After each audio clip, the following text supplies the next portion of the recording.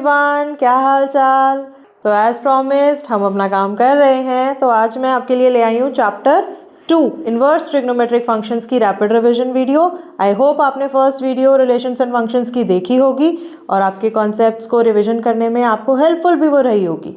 सो आज हम स्टार्ट करेंगे इनवर्स ट्रिग्नोमेट्री के साथ। ठीक है, इनवर्स ट्रिग्नोमेट्री आपको 2 to 3 मार्क्स और मे बी 3 to 4 मार्क्स का आपको एग्जाम में इसमें से क्वेश्चन मिलेगा। तो इनवर्स ट्रिग्नोमेट्री में हमने कौन कौन से टॉपिक्स करने हैं और आपने कर लिए होंगे कौन कौन से रिवाइज करने हैं। सो बेसिकली आपको पता होना चाहिए कि कौन कौन से फंक्शंस हमारे पास हैं, क्या उनकी रेंज है, क्या उनकी डोमेन है, and the most important principle value branch जिस पे एक क्वेश्चन डेफिनेटली आपको एग्जाम में मिलेगा ही मिलेगा, and the graphs of inverse trigonometric functions. तो ये हमारे टॉपिक्स हैं जो हमने इनवर्स ट्रिग्नोमेट्री में किए हैं। ओके, तो सबसे पहले हम आज जो रिवाइज करेंगे वो है domain and principal value branch of inverse trigonometric functions. तो कौन कौन से इनवर्स ट्रिग्नोमेट्रिक फंक्शंस हैं हमारे पास क्लास 12, याद करिए, वापस से सोचिए कौन कौन से पढ़े हैं हमने। Sine inverse, cos inverse, tan inverse, sec inverse, cosec inverse and cot inverse. तो ये 6 ट्रिग्नोमेट्रिक फंक्शंस हैं और ये आए कहाँ से हैं, कहाँ से आए हैं? इनवर्स ट्रिग्नोमेट्री कहाँ से आई है? ट्रिग्नोमेट्री से ही तो आई है, जो आप क्लास 11 में ऑलरेडी पढ़ के आ चुके हैं। ठीक है, तो अब हम बात करेंगे डोमेन एंड रेंज की। रेंज मतलब प्रिंसिपल वैल्यू ब्रांच की हम बात कर रहे हैं। ओके, तो साइन इनवर्स एक्स की डोमेन क्या है? It is -1 to 1। क्यों? क्योंकि साइन एक्स की जो वैल्यू है वो हमेशा -1 से 1 के बीच में रहती है। ठीक है, सिमिलरली कॉस की भी वैल्यू हमेशा -1 से 1 के बीच में रहती है, बट मैं ट्रिग्नोमेट्री की बात कर रही हूँ।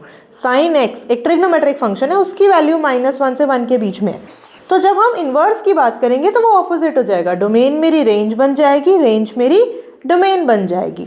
तो साइन इनवर्स एक्स की डोमेन क्या है कि एक्स की क्या क्या पॉसिबल वैल्यूज हैं जो मैं इसमें डाल सकती हूँ। ठीक है, कहाँ से कहाँ तक? क्लोज इंटरवल -1 to 1, मतलब -1 और 1 भी आप डाल सकते हो और उनके बीच का भी कोई नंबर डाल सकते हो। कॉस इनवर्स की भी डोमेन हमारे पास -1 to 1 ही है। Tan inverse x is set of real numbers and cosec inverse is -∞ to -1 union 1 to infinity. Sec inverse -∞ to -1 union 1 to infinity. And cot inverse x की domain होती है set of real numbers. But basically जो question आपके पास आएगा वो आएगा principal value branch पे। तो अनफॉर्चुनेटली आपको ये टेबल याद रखना होगा। ओके, आप बार बार इसे पढ़िए, बार बार इसे लिखिए और अपनी ही कोई ट्रिक यूज़ करिए इसको मेमोराइज करने के लिए। ठीक है, एज इट इज़ इस टेबल को मेमोराइज कर लोगे, so what ever question comes in the exam for this topic आप इजीली उसे अटेम्प्ट कर सकते हैं। ओके, तो साइन इनवर्स एक्स की मेरी प्रिंसिपल वैल्यू ब्रांच है close interval -π/2 to π/2।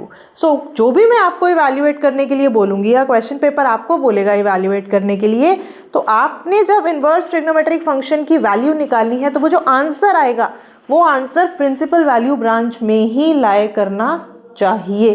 Okay, cos inverse x principal value branch is 0 to π close interval.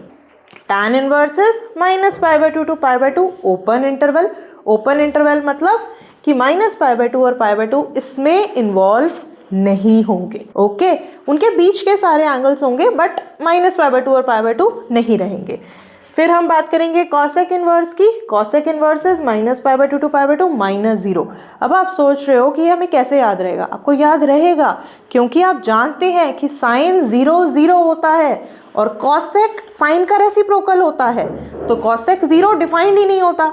तो जब कॉसेक 0 डिफाइंड नहीं है, हमें पता है ये बात, तो जो साइन इनवर्स की रेंज है, कॉसेक इनवर्स की रेंज कहीं ना कहीं तो उससे रिलेटेड होनी ही है। लेकिन क्योंकि कॉसेक 0 पे डिफाइंड नहीं है तो यहाँ पे आपको -π/2 π/2 से 0 को माइनस करना है। ऐसे करके आप इसको मेमोराइज करेंगे। फिर हम आगे आए सेक इनवर्स पे। अब सेक इनवर्स किससे रिलेटेड है? सेक किससे रिलेटेड होता है? कॉस से रिलेटेड होता है। आपको पता है कि कॉस 90 डिग्री कॉस π/2 क्या होता है? 0 होता है।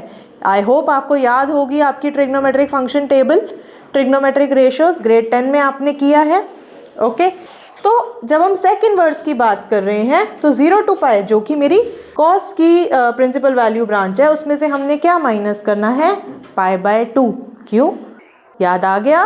क्योंकि cos पाई बाय 2 0 होता है तो sec pi by 2, sec is the reciprocal of cos, sec pi by 2 defined नहीं होता।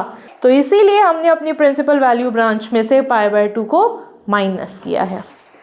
And last cot inverse, the range is 0 to pi, open interval. Okay, so हम आगे बढ़ते हैं। आप चाहें तो आप इस टेबल का स्क्रीनशॉट भी लेकर अपने लिए रख सकते हैं। Now there are some points to remember, जो बातें आपको पता होनी चाहिए, जो मिस्टेक्स बहुत ही कॉमन है। ये मिस्टेक्स बहुत ही कॉमन है इनवर्स ट्रिग्नोमेट्री फंक्शन में। साइन इनवर्स x का मतलब 1/sin x नहीं है, हम साइन का रेसिप्रोकल नहीं कर रहे हैं। This is not laws of exponents, हम अलजेब्रा में डील नहीं कर रहे हैं अभी। दिस इज इनवर्स ट्रिग्नोमेट्री, हम पूरी ट्रिग्नोमेट्री में डील कर रहे हैं, तो इसमें आपको कंफ्यूज नहीं होना है। Sine inverse x is not equal to sine 1/x।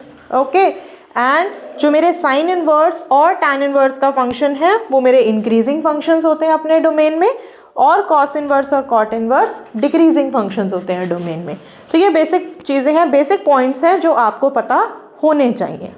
Okay, फिर हम आते हैं कुछ प्रॉपर्टीज़ पे। कौन सी प्रॉपर्टीज़ अब हम डिस्कस कर रहे हैं? अब हम इनवर्स ट्रिग्नोमेट्रिक फंक्शंस की प्रॉपर्टीज़ डिस्कस करेंगे। पहली प्रॉपर्टी, उससे रिलेटेड सारी प्रॉपर्टीज़ जितनी भी आप स्क्रीन पे देख रहे हैं उसमें हम कुछ नहीं कर रहे हैं। Sign inverse sine theta is theta, तो बेसिकली साइन इनवर्स और साइन क्या हो जाते हैं, ख़त्म हो जाते हैं। लेकिन इसमें एक बहुत इंपॉर्टेंट पॉइंट है कि जो मेरा थीटा है, जो मेरा एंगल है, वो कहाँ से बिलोंग करना चाहिए? प्रिंसिपल वैल्यू ब्रांच से बिलोंग करना चाहिए। अगर आपका थीटा प्रिंसिपल वैल्यू ब्रांच से बिलोंग नहीं कर रहा और आपने साइन इनवर्स साइन थीटा को थीटा लिख दिया है, so that will be the incorrect answer, वो करेक्ट नहीं होगा। Please memorise this principal value branch कि आपका जो आंसर है वो प्रिंसिपल वैल्यू ब्रांच में ही होना चाहिए। अगर वो एग्जैक्टली नहीं है तो आपको उसको उसमें लेकर आना पड़ेगा using trigonometric formulas.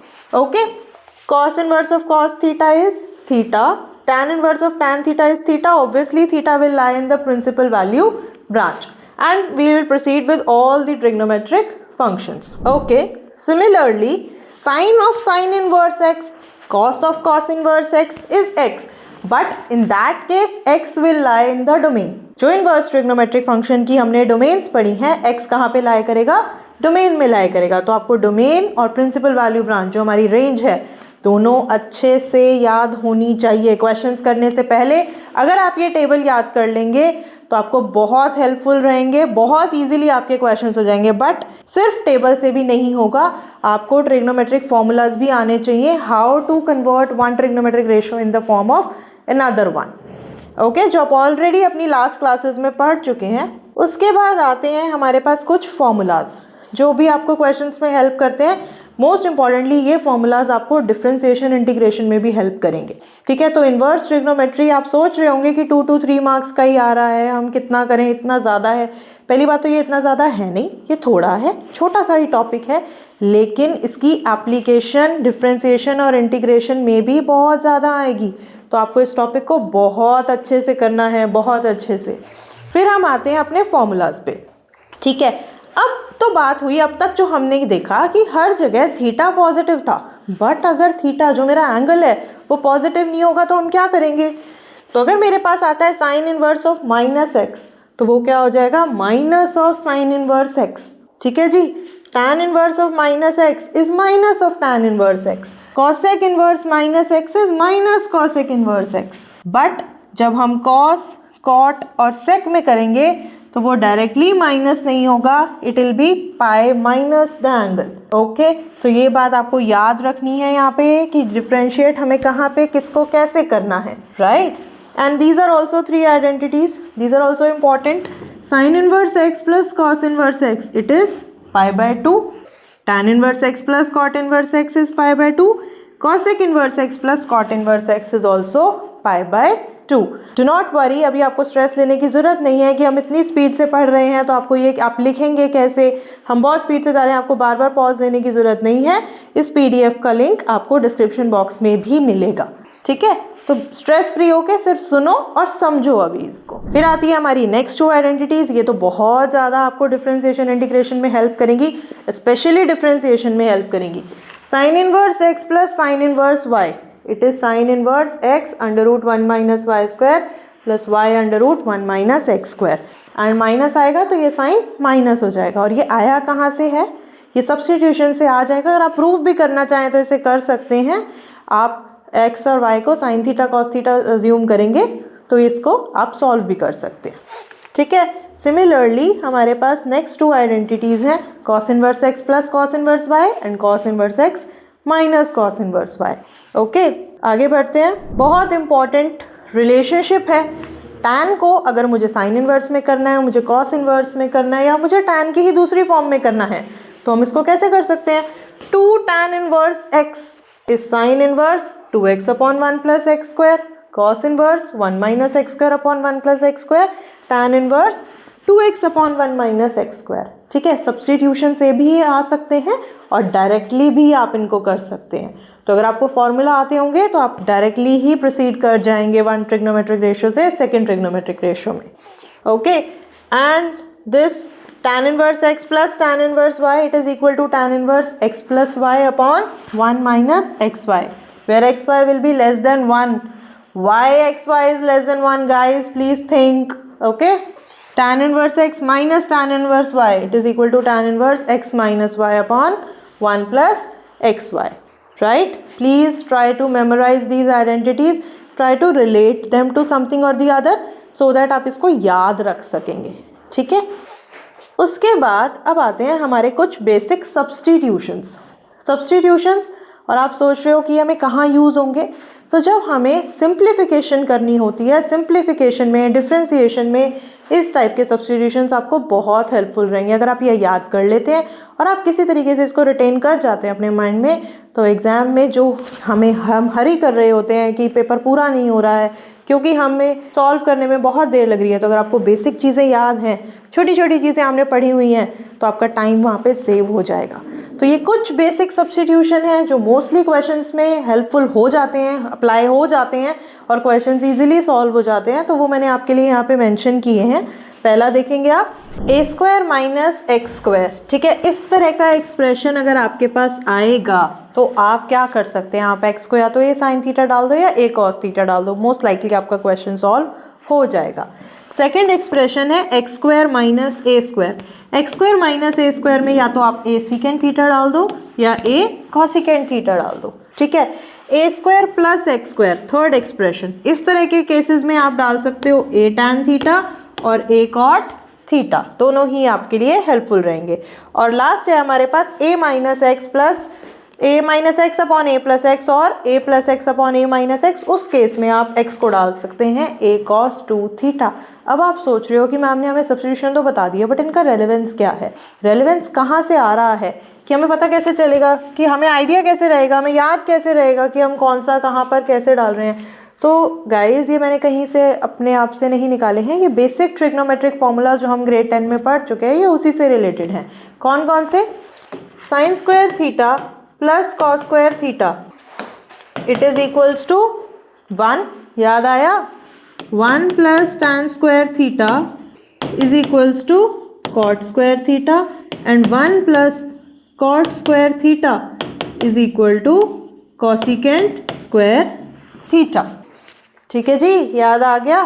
And cos 2 theta it is equals to cos square theta minus sin square theta, and the other form for this is 2 cos square theta minus 1, and the next is 1 minus 2 sin square theta। तो in case आपके पास cos 2 theta है तो आप उसको किसी भी form में use कर सकते हैं, ठीक है। स्क्वायर को अगर आपने cos में लेके जाना है तो ये आइडेंटिटी आपको हेल्प कर सकती है, ठीक है।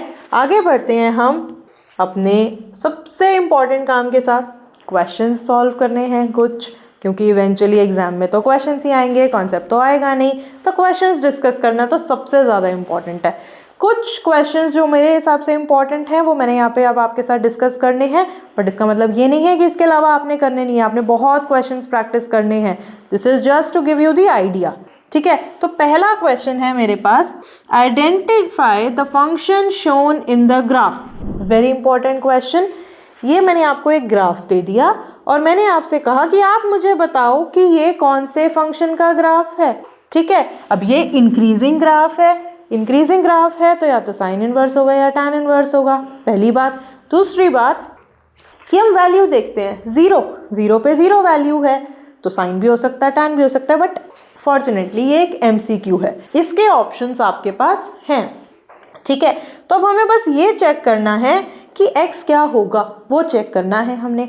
तो ये बहुत इजी है इसको फिगर आउट करना। ग्राफ से आप देखेंगे कि मेरी जो डोमेन है, ओके, तो हमें बस ये देखना है कि इसमें से कौन सा ऑप्शन हमारा करेक्ट है, ठीक है। तो ग्राफ से सबसे पहले मुझे ये देखना है कि जो मेरा x है वो कहाँ से कहाँ तक लाई कर रहा है। सो गाइज आप देख रहे हो कि ये 1, ये है -1 और ये है इसका मिड पॉइंट। तो मेरा जो x है वो कहाँ से बिलोंग कर रहा है, -½ से हाफ बिलोंग कर रहा है, ठीक है। तो अगर मैं इस 2 को इधर लेकर जाती हूँ, 2x कहाँ से बिलोंग करेगा, -1 to 1 से बिलोंग करेगा, और -1 to 1 है क्या, हमारी डोमेन है, ठीक है। तो ऑब्वियसली हमें अपना आंसर यहीं से मिल गया कि इसका मतलब ये ग्राफ किस फंक्शन का है, साइन इनवर्स 2x, क्योंकि 2x मेरा -1 से 1 के बीच में लाई कर रहा है, जो मेरी डोमेन है साइन इनवर्स की। Okay, let's proceed with the next question. Next question है evaluate, this type of questions are also very very important. Evaluation में जब आप जाएंगे, फिर से मैं बोल रही हूँ, प्रिंसिपल, वैल्यू, ब्रांच, टेबल याद होनी चाहिए, क्योंकि वही आपको हेल्पफुल होगी, वही आपको एंड तक लेकर जाएगी आंसर निकालने के लिए। उसके अलावा भी आपको एक चीज़ है जो बहुत अच्छे से आनी चाहिए, trigonometric ratios, 0, 30 degree, 45 degree, 60 degree and 90 degree, जो 10th क्लास वाली ट्रिग्नोमेट्री टेबल है वो भी आपको बहुत अच्छे से आनी चाहिए। प्लस कुछ बेसिक ट्रिग्नोमेट्रिक फॉर्मूलाज हैं जो आपने क्लास 11 में किए हैं, वो भी यूज़ होंगे। तो मैंने आपके लिए साइड में लिख दिया इन क्वेश्चंस के लिए, बट जब आप बाकी क्वेश्चंस प्रैक्टिस करेंगे तो बार बार उन आइडेंटिटीज़ को मेंशन करिए, सो दैट आपको वो लिखते लिखते याद हो जाएंगी, ठीक है। तो मेरा नेक्स्ट क्वेश्चन है evaluate tan inverse, evaluate tan inverse -1 + π/3। तो मुझे ये दिख गया है कि मुझे क्या सॉल्व करना है, ठीक है। मुझे सबसे पहले अंदर वाला ट्रिग्नोमेट्रिक फंक्शन सॉल्व करना है, टैन इनवर्स ऑफ -1, ठीक है। बट ये तो बहुत इजी है और सबको याद ही रहता है कि tan π/4, tan 45 डिग्री क्या होता है, 1 होता है। बट प्रॉब्लम ये है कि अंदर 1 नहीं है, अंदर -1 है। तो कोई बात नहीं, हमें तो पता है tan इनवर्स ऑफ -x, अभी मैंने आपको बताया था वो क्या होता है, minus of tan inverse x, तो मैंने इसको minus of tan inverse x लिख लिया। और यहाँ पे 1 की जगह हम क्या डाल लेंगे, tan π/4, एंड इवेंचुअली हमें क्या आंसर मिल जाएगा, -π/4। बट -π/4 + π/3 जब आप सॉल्व करेंगे तो जो वैल्यू आएगी एग्जैक्टली tan की वैल्यू, उस वैल्यू पे आपको नहीं पता है। अगर आप यहाँ पे ध्यान से देखेंगे तो π/3 - π/4, जब आप इसका LCM लेंगे तो ये क्या आएगा, 4π - 3π, which will be equal to π/12। π/12 पे आपको tan की वैल्यू तो पता ही नहीं है, तो कहीं ना कहीं से तो हमें वो वैल्यू निकालनी पड़ेगी। कैसे निकालें, कोई बात नहीं, एक और आइडेंटिटी यूज़ कर लेते हैं। सब कुछ पता है हमें, सब कुछ हमने पढ़ा हुआ है, जस्ट एप्लीकेशन सीखनी है। tan A - B, tan A - tan B upon 1 + tan A tan B, पढ़ा था, कुछ याद आया? तो यहाँ पर ये मेरा A हो जाएगा, ये मेरा B हो जाएगा, and I will apply the identity, tan A - tan B upon 1 + tan A tan B, ठीक है। tan π/3, tan π/4 बहुत ही कॉमन ट्रिग्नोमेट्रिक रेशियोज हैं। π/3 is what, 180/3, 60 degree. π/4 is 180/4, 45 degree. तो 60 डिग्री और 45 डिग्री दोनों पे tan की वैल्यू आपको पता है। फिर से बोल रही हूँ, ट्रिग्नोमेट्रिक रेशियो टेबल ग्रेड 10 वाली आपको याद रहनी चाहिए, नहीं है तो उसे याद कर लीजिए, ठीक है। जस्ट आप यहाँ वैल्यू सब्स्टिट्यूट करेंगे, हम डिनोमिनेटर में रैशनल नंबर अवॉइड करते हैं तो हम उसे यहाँ रैशनलाइज कर लेंगे। यूजिंग रैशनलाइजेशन आपके पास फाइनल आंसर आ जाएगा 2 - √3। Okay, then next question, find the domain of cos inverse 3x - 2। बेटा जी, डोमेन पे जब हम आ गए तो हमें प्रिंसिपल, वैल्यू, ब्रांच जो टेबल हमने करी है उसमें हमने डोमेन्स भी करी हैं। तो साइन इनवर्स, cos इनवर्स दोनों की डोमेन क्या थी, -1 to 1। तो जो मेरा फंक्शन है वो है तो cos इनवर्स, लेकिन उसके अंदर x नहीं है, उसके अंदर 3x - 2 है। कोई बात नहीं, 3x - 2 को उसी रेंज में ले जाते हैं और फिर देख लेते हैं कि वो कहाँ से कहाँ तक लाई करेगा। तो सबसे पहले मुझे पता है कि cos इनवर्स x की डोमेन है -1 to 1। तो इसका मतलब 3x - 2 कहाँ से कहाँ तक लाई करना चाहिए? -1 to 1। सो 3x कहाँ से कहाँ तक लाई करेगा? हम सब तरफ 2 ऐड कर देंगे, तो 3x आ गया 1 से 3 में, और x कहाँ से कहाँ तक आ गया? 1/3 to 1। तो इसका मतलब मेरा x कहाँ से बिलोंग करेगा? क्योंकि इवेंचुअली 3x - 2 में मुझे x ही डालना है, क्योंकि वेरिएबल x ही है यहाँ पे।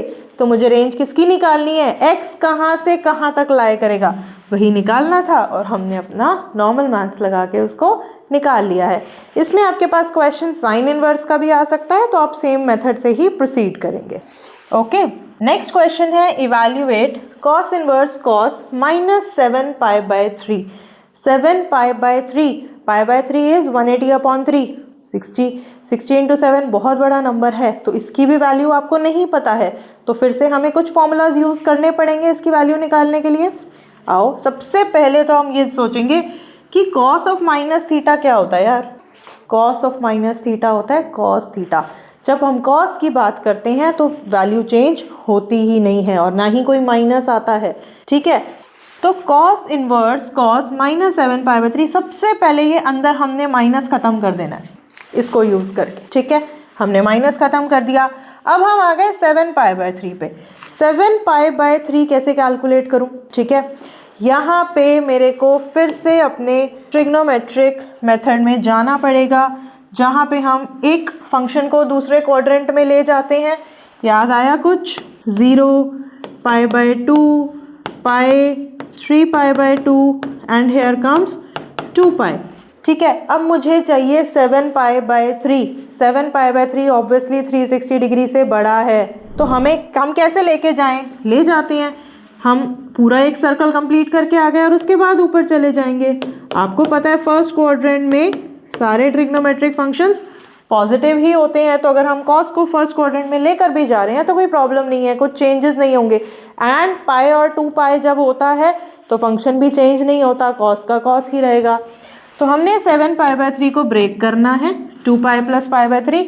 बेसिकली मुझे क्या करना है, मुझे ऐसा एक एंगल इन्वॉल्व करना है जिसकी वैल्यू मुझे पता है, जिस पे उस ट्रिग्नोमेट्रिक फंक्शन की वैल्यू मुझे पता है, बस मुझे वो लेकर आना है। ठीक है, अगर आपको पाई में याद नहीं रहता, आप पाई को 180 लेके नॉर्मल न्यूमरल्स में जाइए और उससे हेल्प लीजिए। ठीक है, उस बेसिस पे करोगे, बट लिखना आंसर आपको पाई में ही है। ठीक है, तो 2 pi plus π/3 cos 2 pi plus theta क्या होता है? cos theta. और cos inverse of cos π/3 is π/3। अब π/3 180/3 कितना हुआ? 60 डिग्री। 60 डिग्री तो ऑब्वियसली 0 to पाई के बीच में ही आ रहा है, तो इसका मतलब ये मेरी प्रिंसिपल वैल्यू ब्रांच में आ रहा है answer. So this answer is correct. Okay, next question, evaluate sine inverse sine 3 π/4 cos inverse cos 3 π/4 plus tan inverse 1। अब यहाँ पर सारी वैल्यूज और रिवाइज हो जाएंगी। ठीक है, सबसे पहले बात करूंगी tan इनवर्स 1 की। tan इनवर्स 1 पता है, tan 1 किस पे होता है? π/4 पे होता है, तो इसका आंसर तो आने वाला है π/4, जो कि हमें पता है। cos इनवर्स cos 3 π/4, पहले तो चेक कर लेते हैं 3 π/4 क्या 0 to पाई के बीच में लाई करता है? यस, इट लाइज, तो इसका आंसर भी हमारे पास डायरेक्ट आ जाएगा। अब बात रह गई साइन इनवर्स और साइन 3 π/4 की। क्या 3 π/4 मेरा -π/2 to π/2 के बीच में लाई करता है? नहीं करता है। ठीक है, कोई बात नहीं, नहीं करता है तो हम उसको उसमें चेंज कर लेते हैं। तो 3 π/4 it can be written as pi minus π/4। फिर से याद दिला रही हूँ, पाई और 2 पाई में जब हम चेंजेस करते हैं तो ट्रिग्नोमेट्रिक फंक्शन चेंज नहीं होता। ठीक है, सेकेंड क्वाड्रेंट में रहे हैं तो वहाँ पर भी साइन मेरा पॉजिटिव ही होता है। तो basically sine pi minus theta क्या होता है हमारा? Sine theta. ठीक है जी, तो हमने यहाँ पे sine pi minus theta sine theta apply किया। Sine inverse of sine π/4, cos inverse of cos 3 π/4 and tan inverse of tan π/4 is π/4 and just LCM simplify and you will get the answer. Question हो सकता है बहुत easy हो, question हो सकता है बहुत डिफिकल्ट हो, बट इवेंचुअली मेथड्स सेम ही हैं, टॉपिक्स सेम ही हैं। तो अगर आप कुछ क्वेश्चंस भी प्रैक्टिस कर लेंगे तो उससे रिलेटेड भी कुछ आ जाएगा, तो भी आप एग्जाम में उसे बहुत आराम से कर आ जाओगे। तो इसलिए ज़्यादा स्ट्रेस मत लो, बस क्वेश्चंस करते जाओ और करते जाओ, ज़्यादा मत सोचो, ठीक है। तो नेक्स्ट टाइप ऑफ क्वेश्चन है आपके पास कि मैंने आपको एक एक्सप्रेशन दे दिया है tan inverse cos x upon 1 minus sine x, और मैंने आपको कहा कि इसको सिंपलेस्ट फॉर्म में लिखिए, ठीक है। अब सिंपलेस्ट फॉर्म में कैसे लिखेंगे? सिंपलेस्ट फॉर्म में लिखने के लिए तो यार बाहर tan इनवर्स है, तो कुछ भी करके मुझे अगर tan इनवर्स को ख़त्म करना है तो मुझे अंदर tan बनाना पड़ेगा, ठीक है। tan बनाने के लिए मुझे ऊपर साइन चाहिए, नीचे कॉस चाहिए। तो जो मर्जी करना है करो, लेकिन ऊपर साइन लेकर आ जाओ, नीचे कॉस लेकर आ जाओ, ठीक है जी। ले आते हैं। ऊपर है कॉस, कॉस को साइन में चेंज करना तो बहुत आसान है। फर्स्ट क्वाड्रेंट में चले जाते हैं। Sine pi by 2 minus theta is cos theta, तो sine pi by 2 minus x is cos x. And sine x को भी लिखना बहुत आसान है, cos pi by 2 minus x. यहाँ तक तो तुमने कर लिया, बट उसके आगे तुम क्या करोगे? उसके आगे भी करना पड़ेगा, क्योंकि अभी भी नीचे सिर्फ कॉस नहीं आया है, 1 माइनस कॉस समथिंग आया है। तो फिर से आपको वही सोचना है, यार मुझे अंदर तो tan ही बनाना है, तो tan के लिए तो मुझे ऊपर साइन नीचे कॉस चाहिए। फिर से रिवाइज करते हैं, वापस जाते हैं, वापस से अपनी ट्रिग्नोमेट्रिक आइडेंटिटीज को देखेंगे। Sine 2 theta it is equal to 2 sine theta cos theta, and cos 2 theta is 1 minus 2 sine square theta. तो यहाँ पर हमने अब क्या करना है, 2 साइन थीटा कॉस थीटा, ठीक है जी। थीटा क्या है मेरा? थीटा क्या है मेरा? तो जो भी ऊपर साइन के साथ लिखा हुआ था पाई बाय 2 माइनस एक्स, वो मेरा थीटा है। तो मेरा वो 2 थीटा रहेगा, क्योंकि मुझे अगर ये आइडेंटिटी अप्लाई करनी है तो जो साइन के साथ लिखा हुआ है वो 2 थीटा है। तो अकॉर्डिंगली आपको उसका जो भी ऊपर लिखा हुआ है उसका हाफ करना है और उनको यहाँ राइट हैंड साइड्स में यूज करना है, ठीक है। Similar goes with cos 2 theta also. तो ऊपर हमने लगाया sine 2 theta, 2 sine theta cos theta, और नीचे हमने 1 माइनस कॉस 2 थीटा को यूज करके यहाँ से उसकी वैल्यू निकाल ली 2 साइन स्क्वायर थीटा।